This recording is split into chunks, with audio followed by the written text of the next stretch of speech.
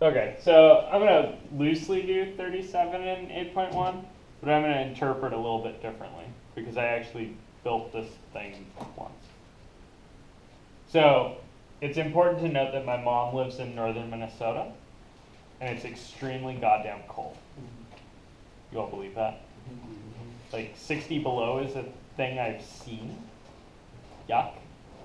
You can pour water out and it'll evaporate before it hits the ground. It's not okay. She heats her house with wood, which means that she needs to bring lots of firewood inside the house because it's really freaking cold.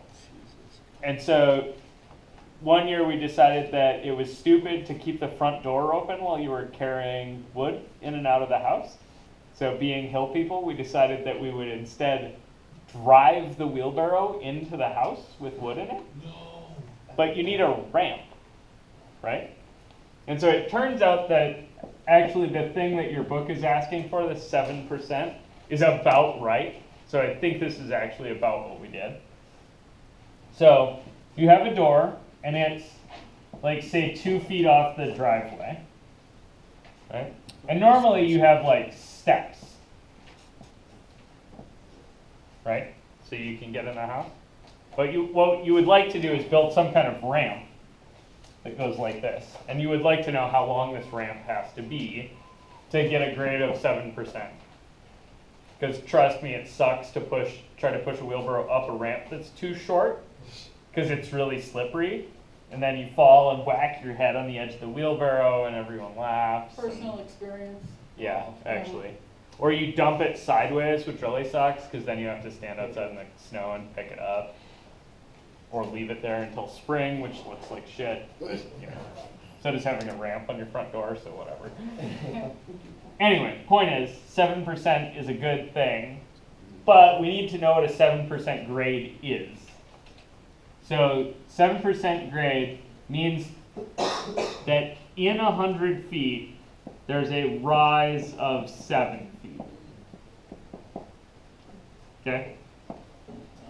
So when you see those signs on the highway, 20% grade, 5% grade, whatever, right? That means that the slope, right, of the line is 7 units or whatever percentage run or rise in 100 units of run. Is it always within 100 feet? Yeah, It's always. because this symbol literally means per 100, right? Right, okay.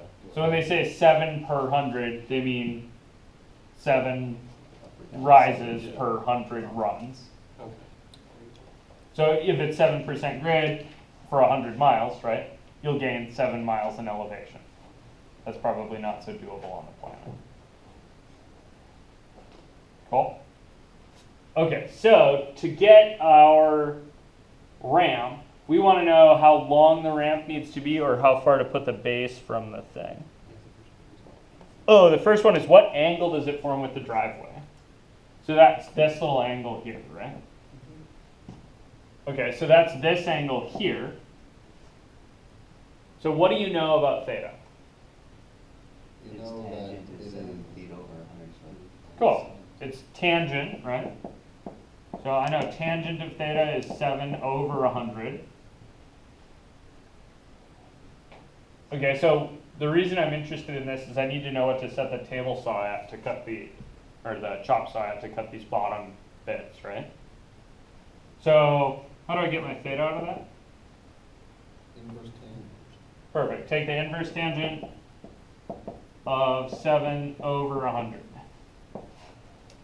What do you get?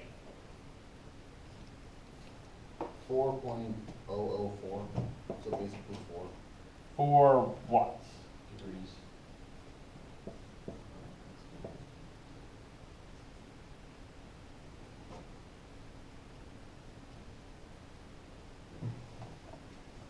This is not even close to the ramp I built for my parents' house.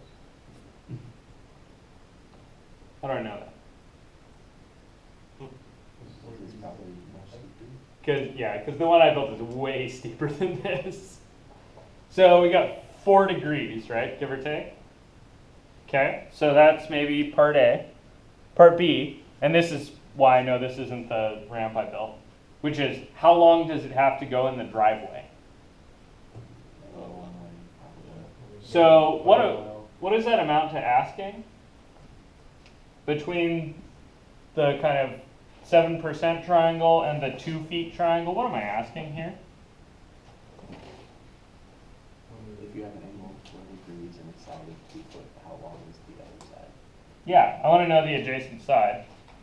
So trig function, or notice that here, right, to get from the 7-foot triangle to the 2-foot triangle, right, what am I doing? I'm multiplying the whole triangle by, 2/7. seems like 2/7, yeah? Okay, see that? Okay, so I'm going to take my 100 feet, right? I'm also going to multiply it by 2/7. So I'm going to get that this side is 200/7 feet. You see that? Which is, yeah, like 28 or 30 feet, right? Which is how I know I didn't build this one, because I know I didn't use more than a 4x8 sheet of plywood.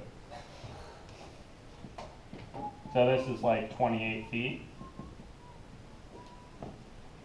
Okay, and part C, how long will the ramp be? What do they mean by that? Oh, no, we didn't find that. We found how long the bottom is, right?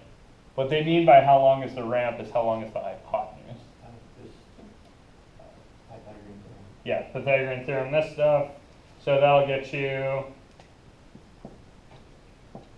whatever the square root of 28 squared plus 4 is. You guys cool with that? What's it going to be ballpark?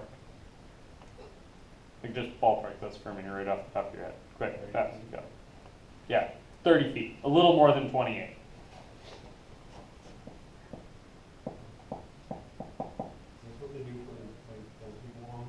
Yeah. Yeah, so if you're planning on making your house handicapped accessible, or a building like this needs to be handicapped accessible, there's a certain grade that you're not allowed to exceed on the ramps, because people who are in wheelchairs can't push their wheelchair up things that are of a certain grade. So that's why they're flat.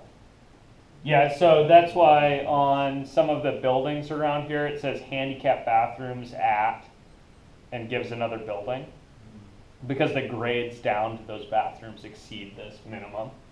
That's why we have the shuttle around, because this hill here down to the pond doesn't make the handicap grade. And so in theory, the way if you were handicapped, you would get from this building to Manzanita is you would have to call the shuttle and go all the way around. What's up? How did you get 2/7? Yeah, I was gonna say. Oh, I was thinking, okay, so I multiplied 7 by something to get 2 feet. And so I set up the algebra of 1 equation.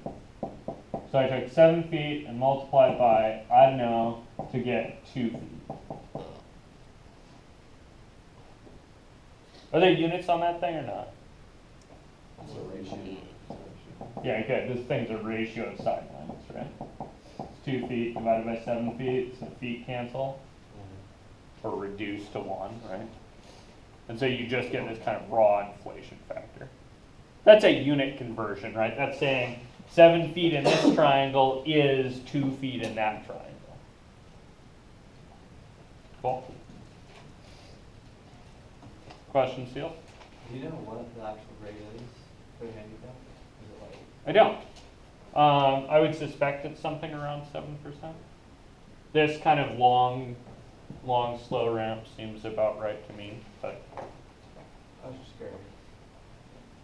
yeah, I'm actually not sure, and it does actually make a big difference. We had another grad student that was with me at Montana State was handicapped, and his route to his office was so incredibly asinine because he literally couldn't make it up anything past the ADA threshold. He had basically no core control, and so he was forced to go from building to building all the way around campus in the strangest ways because there were certain ramps he just couldn't make. So, yeah, it's a little weird. He had in his head, he had this crazy map of the whole campus with things he could go only down but not back up, kind of marked. Things he could go both up and down, and things that he didn't even want to try to go down.